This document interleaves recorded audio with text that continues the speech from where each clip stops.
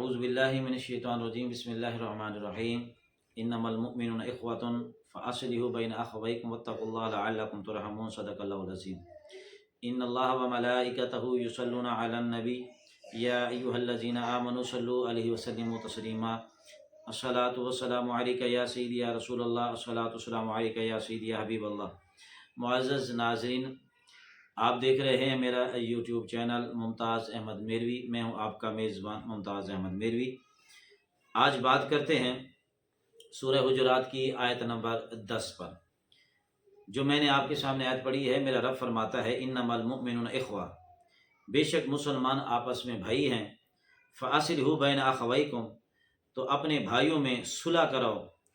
واتقوا اللہ، اللہ سے ڈرتے رہو۔ لعلکم ترحمون، تاکہ تم پہ رحم کیا جائے۔ اس آیت کریمہ کے اندر اللہ تبارک و تعالیٰ نے تمام مسلمانوں کو ایک بھائی ہونے کا یہ اعزاز اور شرف عطا فرمایا ہے۔ وہ فرماتا ہے کہ سب مسلمان آپس میں بھائی ہیں۔ یہی وجہ ہے کہ قرآن مقدس نے یہ بھی کہا ہے، جب کوئی ایک انسان کا قتل کرتا ہے، گویا کہ وہ پوری انسانیت کا قتل کرتا ہے، اور جب کوئی انسان کسی ایک انسان کی جان بچاتا ہے تو گویا کہ وہ انسان ایسا ہے جیسے پوری نسل انسانیت کو بچاتا ہے۔ تو اس آیت کریمہ کے اندر اللہ تبارک و تعالیٰ نے جو ہے ہمیں بہترین وہ اصول زندگی کے عطا فرمائے کہ جس پر عمل کر کے انسان ایک بہترین زندگی اس کائنات میں بسر کر سکتا ہے۔ وہ یہی اصول عطا فرمائے کہ ہم آپس میں بھائی بھائی ہیں۔ جب ہم ہر کلمہ پڑھنے والے مسلمان بھائی کو اپنا بھائی سمجھیں گے تو پھر یقینی بات ہے کبھی بھی جو ہے انسان کے اندر تعصب پیدا نہیں ہوگا، نہ انسان کے اندر لسان پرستی پیدا ہوگی، نہ انسان کے اندر قوم پرستی پیدا ہوگی۔ آج ہم بٹ گئے، یہ سندھی ہے، یہ بلوچی ہے، یہ پٹھان ہے، یہ مہاجر ہے، یہ سرائکی ہے، یہ افغانی ہے، یہ فلاں ہے، یہ فلاں ہے۔ آج ہم ان چیزوں میں بٹ گئے اور لسان پرستی کے جو ہے آڑ میں لوگ قتل و غارت کر دیتے ہیں۔ اسی طرح قوم پرستی کے چکر میں لوگ قتل و غارت کر دیتے ہیں۔ جب ہم قرآن کی اس آیت کو پڑھ لیں گے اور اپنے رب کا فرمان پڑھ لیں گے، اس کے بعد یہ لسان پرستی ختم ہو جائے گی۔ یہ قوم پرستی یا علاقائی پرستی ہمارے اندر جو چیزیں شیطان نے ڈالی ہوئی ہیں وسوسے کے طور پر، یہ ساری چیزیں ہمارے اندر جو ہے پھر ختم ہو جائے گی، اور پھر ہم ایک انسان بن جائیں گے، کامل انسان بن جائیں گے۔ اس لیے آقا علیہ الصلوۃ والسلام ارشاد فرمایا کہ تمام مسلمان ایک جسم کی مانند ہے۔ اگر جو ہمارا ایک جسم ہے، ہماری ایک باڈی ہے، اگر ہمیں یہاں تکلیف ہوتی ہے تو پورے جسم کو تکلیف ہوتی ہے۔ اگر ہمارے دانت میں، داڑھ میں تکلیف ہوتی ہے تو پورے جسم کو تکلیف ہوتی ہے۔ سر میں درد ہے تو پورے جسم کو تکلیف ہے۔ پاؤں میں تکلیف ہے تو پورا جسم بے قرار ہو جاتا ہے، بے چین ہو جاتا ہے۔ وجہ یہی ہے کہ ہمارا جو ایک جسم ہے، جسم کے کسی حصے کو بھی تکلیف ہو تو پورا جسم بے چین ہو جاتا ہے، بے تاب ہو جاتا ہے اور بے سکون ہو جاتا ہے۔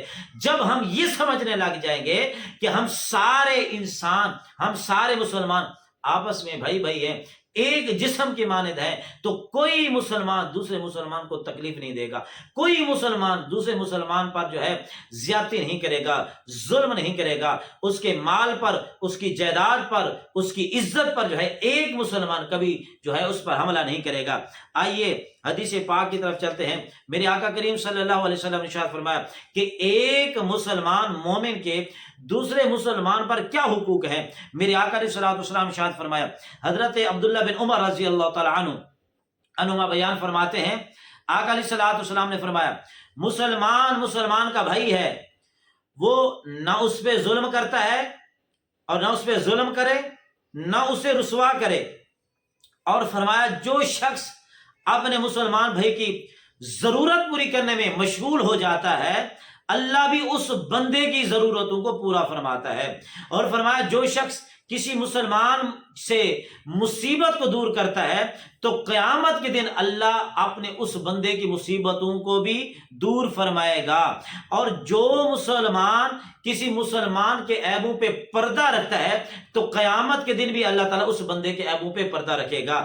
تو جب ہم اس حدیث پر حدیث پاک پر عمل کرنا شروع کر دیں گے، یعنی ہم اپنے کسی بھائی کے اوپر ظلم نہیں کریں گے، جب ہم کسی کے اوپر جبر نہیں کریں گے، جب ہم کسی اپنے مسلمان بھائی پر حملہ نہیں کریں گے، اس کے ساتھ زیادتی نہیں کریں گے، اس کے ساتھ ناانصافی نہیں کریں گے، نہ اس کے مال پر حملہ کریں گے، نہ اس کی عزت پر حملہ کریں گے، نہ اس کے نفس کو مجروح کریں گے، جب ہم یہ کام کرنے لگ جائیں گے تو پھر ہم سچے اور پکے مسلمان بن جائیں گے۔ میرے آقا علیہ السلام نے ارشاد فرمایا، جو بندہ اپنے مسلمان بھائی کی کسی ضرورت کو پورا کرتا ہے تو قیامت کے دن اللہ اس کی ضرورتوں کو پورا فرمائے گا۔ تو میرے بھائیوں، یہ پیغام دینا چاہتا ہوں، دیکھیں دنیا کے اندر کسی کی ضرورت کو پورا کرنا یہ بڑا آسان کام ہے، یہ بڑا آسان ہے۔ کسی کی حاجت پوری کر سکتے ہیں، اب کسی کی ضرورت پوری کر سکتے ہیں، لیکن دنیا میں کسی کی ضرورت کو پورا کرنا یہ آسان ہے بنسبت آخرت کے۔ آخرت کے اندر ہماری بڑی ضرورتیں ہوں گی، ہماری بڑی پریشانیاں ہوں گی، لیکن اس وقت ہمارے پاس کوئی روپیہ ٹکا نہیں ہوگا، ہمارے پاس کوئی جائیداد نہیں ہوگی، ہمارے پاس کسی قسم کی کوئی نعمت نہیں ہوگی کہ وہ نعمت، وہ جائیداد، وہ روپیہ ٹکا ہم کسی کو دے کر اس کی ضرورت کو پورا کریں، ہم نہیں کر پائیں گے۔ لیکن وہ کتنے خوش نصیب لوگ ہوں گے کہ جو دنیا میں رہ کر کسی کی حاجت کو، ضرورت کو پورا کر دیتے ہیں، تو قیامت کے دن اللہ تعالیٰ اس کی حاجتوں کو پورا فرمائے گا۔ قیامت کے دن کیا حاجت ہوگی؟ ہر بندے کو یہی حاجت ہوگی کہ میرے گناہ بخشے جائیں، میرے گناہ معاف ہو جائیں، میری نیکیاں زیادہ ہو جائیں، اللہ میرے درجے بلند فرما دے، مجھے جہنم کی جو ہے عذاب سے محفوظ فرما لے، مجھے قیامت کی دہشت سے محفوظ فرما لے، قیامت کی گرمی سے محفوظ فرما لے۔ جب پسینے میں لوگ ڈوبے ہوئے ہوں گے، انسان یہی سوچے گا کہ آج کوئی ایسا عمل میرے کام آ جائے، ایسی کوئی نیکی میرے کام آ جائے جس کی وجہ سے مجھے ان پریشانیوں سے نجات مل جائے۔ تو میرے بھائیوں، رب اس وقت تمہیں پریشانیوں سے نجات اس صورت میں عطا کرے گا جب دنیا میں رہتے ہوئے آپ نے کسی کی کوئی ضرورت پوری ہوگی، آپ نے کسی کی مصیبت میں آپ اس کے کام آئے ہوں گے۔ میرے آقا کریم صلی اللہ علیہ وسلم نے ارشاد فرمایا کہ جب کوئی مسلمان کے اندر آپ نے عیب دیکھا، اگر آپ اس کے عیبوں پہ پردہ رکھتے ہیں تو قیامت کے دن اللہ آپ کے عیبوں پہ پردہ رکھے گا۔ کیا ایسا ممکن ہے کہ دنیا کے اندر آپ کے پاس کسی کا کوئی عیب آ گیا، آپ نے کسی کو کچھ گناہ کرتے ہوئے دیکھ لیا، آپ نے لوگ میں اس کا عیب پھیلا دیا، بیان کر دیا، جتنا کچھ بھی آپ نے کر لیا، زیادہ سے زیادہ آپ اس کا کیا نقصان کر سکیں گے؟ اس کو چند لوگوں میں آپ شرمندہ کر دیں گے۔ تو پھر کیا یہ کتنا فائدے کا سودا نہیں کہ چند لوگوں میں آج اگر آپ کسی کو شرمندہ نہیں کر رہے تو قیامت کے دن بے شمار لوگوں میں آپ شرمندہ ہونے سے بچ سکتے ہیں۔ جی ہاں، یہ حدیث ہے، یہ میرے نبی کا فرمان ہے۔ اگر آپ کسی کے عیبوں پہ آج پردہ رکھیں گے نا تو قیامت کے دن میرا رب فرمائے گا، فرشتوں اس میرے بندے کو میری بارگاہ میں بھیجو۔ حدیث پاک میں اللہ تعالیٰ اس کو اپنے پاس بلائے گا، اللہ تعالیٰ اس بندے کے اوپر ایک ایسا پردہ ڈال دے گا کہ اس بندے اور رب کے درمیان کوئی دوسرا نہیں ہوگا۔ اللہ تعالیٰ اپنے اس بندے سے فرمائے گا، میرے بندے دیکھ تو نے یہ گناہ کیا، تو بندہ عرض کرے گا یا اللہ ہاں میں نے کیا۔ میرے بندے تو نے یہ گناہ کیا، تو نے یہ نافرمانی کی، یا اللہ ہاں کی غلطی ہو گئی، کی مان لے گا، اقرار کر لے گا۔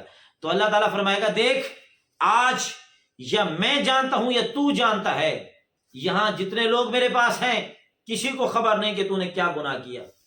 تو بندہ بڑا خوش ہوگا کہ یا اللہ تو نے آج میرے عیبوں پہ پردہ رکھا، اگر سب کے سامنے بتا دیے جاتے تو میں تو کسی کے سامنے چہرہ اٹھانے کے قابل نہ رہتا، میں تو بڑا شرمندہ ہوتا، میں تو بڑا پریشان ہوتا۔ میرا رب فرمائے گا میرے بندے دنیا کے اندر تو نے میرے ایک بندے کے عیبوں پہ پردہ رکھا تھا، اس کے بدلے آج میں نے تیرے سارے عیبوں پہ پردہ رکھا ہے۔ تو یہ کتنا فائدے کا سودا ہے میرے بھائیوں، کتنا بھلے کا سودا ہے۔ آج اگر ہم کسی کے عیبوں پہ پردہ ڈال دیں گے، یہ مسلمان کے کے اوپر جو ہے حقوق ہیں وہ بیان کیے جا رہے ہیں۔ حضرت ابو موسیٰ رضی اللہ تعالیٰ عنہ بیان فرماتے ہیں، آقا علیہ السلام نے فرمایا ایک مومن دوسرے مومن کے لیے دیوار کی طرح ہے اور اس کے اعضاء ایک دوسرے سے مضبوط ہوتے ہیں۔ فرمایا جس طرح ہم ایک دیوار بناتے ہیں، اینٹ کے اوپر اینٹ رکھتے ہیں، اینٹ کے ساتھ اینٹ جوڑتے ہیں، اینٹیں جوڑتے ہیں، اوپر اینٹیں رکھتے ہیں، یہ کرتے کرتے کئی ہزاروں اینٹیں جڑ جاتی ہیں، ایک دیوار قائم ہو جاتی ہے اور وہ مضبوط بن جاتی ہے۔ اگر اسی طرح علیحدہ علیحدہ اینٹیں ہوتی تو وہ کہاں دیوار بن سکتی؟ ایک دیوار جب بن گئی مضبوط، فرمائے یہ مسلمان اسی طرح جس طرح اینٹیں آپس میں جڑ جاتی ہیں مضبوط دیوار بن جاتی ہیں، اے مسلمانوں اگر تم بھی اسی طرح آپس میں جڑ جاؤ اینٹوں کی طرح ایک مضبوط دیوار کی مانند بن جاؤ گے، پھر تمہارا کوئی کچھ بگاڑ نہیں سکے گا۔ اسی طریقے سے حضرت نعمان بن بشیر رضی اللہ تعالیٰ بیان فرماتے ہیں، آقا علیہ السلام نے ارشاد فرمایا تو مومنوں کو دیکھو گے وہ ایک دوسرے پر رحم کرنے میں، ایک دوسرے کے ساتھ دوستی نبھانے میں، شفقت کرنے میں ایک جسم کی طرح ہیں۔ جب جسم کے ایک عضو میں تکلیف ہو تو سارا جسم درد اور بخار سے کراہتا ہے۔